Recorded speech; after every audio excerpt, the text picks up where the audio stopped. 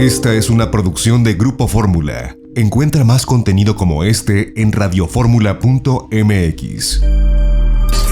Ya estamos enlazados con el doctor Luis Carlos Ugalde, el director de Integralia Consultores, esta empresa de análisis de riesgo político, colaborador en este espacio de noticias también sobre el tema del costo de organizar la consulta y por qué la fecha no debe ser cambiada para que sea empatada con la de las elecciones, en opinión del Instituto Nacional Electoral. Es lo que ha defendido Lorenzo Córdoba.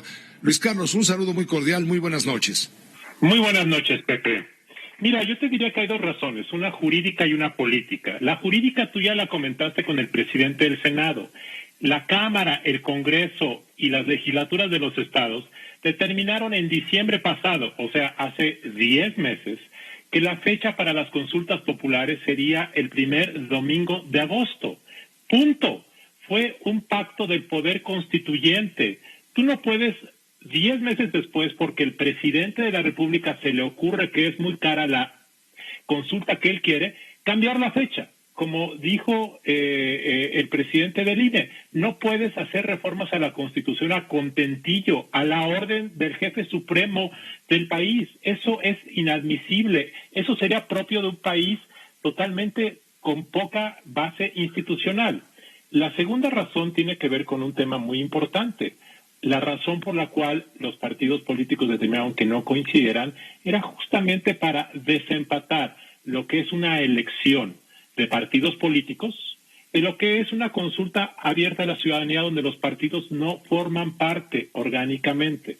Si tú metes la consulta popular el mismo día de la jornada electoral, corres el riesgo de que las 30 elecciones locales del próximo año acaben siendo un referéndum respecto a la presidencia de la República o respecto al tema de la consulta.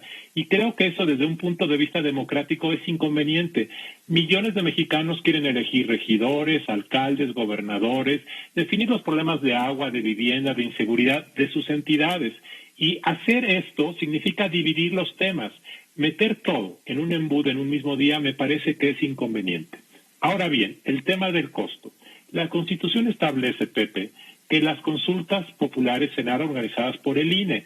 Y la razón es que tienes que darle una voz a todos, a la persona que vive en la Sierra de Oaxaca o en el desierto de Sonora o en la colonia del Valle de la Ciudad de México, igualito a todos. Y eso significa que el INE tiene que instalar 160,000 casillas como si fuera una elección normal. Ahora bien, el costo no será 8,000 millones de pesos como se ha dicho.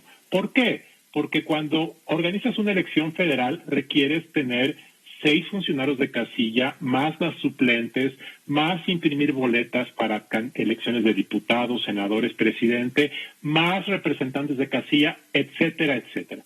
Esta es una elección que requieres menos gente, que requieres menos materiales y que por lo tanto su costo no será 8,000, pero seguramente será de 3,000, 4,000 o 5,000 millones de pesos. La pregunta no es cómo ahorrar dinero.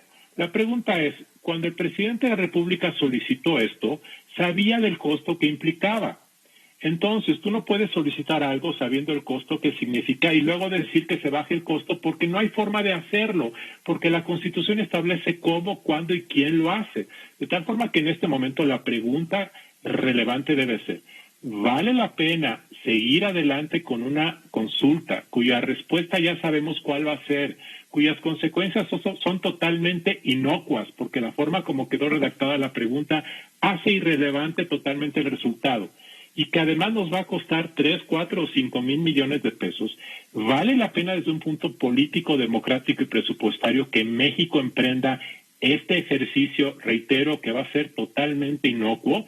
Creo que esa es la pregunta relevante, pero me parece que no debe este país ceder ante la intención de que se cambie la Constitución ex post para responder a las peticiones de actores políticos. Creo que eso es incorrecto, Pepe. Ahora bien, hay solamente entonces un asunto que se mueve por ahí, y es lo siguiente, lo he estado comentando, lo he estado viendo en las columnas políticas, entre los analistas como tú, y veo, entiendo o traduzco que el tema de la consulta concurrente o empatada, cueste lo que cueste, en el día 6 de junio, día de la elección federal de la cual tú ya hablaste, elecciones federales y locales, implicaría que el juicio de la sociedad o referéndum de la sociedad se haga hacia el pasado y no se enjuicie el presente. Es una cola política que yo le veo que todavía se mueve. Bueno, la pregunta como está redactada dice que si estás de acuerdo en esclarecer las decisiones políticas de actores políticos de los últimos años. Quiere decir que eso implica desde las decisiones tomadas el día anterior, o sea, el 5 de junio de 2021. De tal forma que si la respuesta es sí a esa consulta, como va a ser sí, por supuesto, entonces, pues habrá diversos segmentos de la sociedad que dirán, yo quiero someter a juicio a los ministros de la Corte, yo quiero someter a un esclarecimiento a la Secretaría de Salud, a los expresidentes, a los regidores, a los diputados.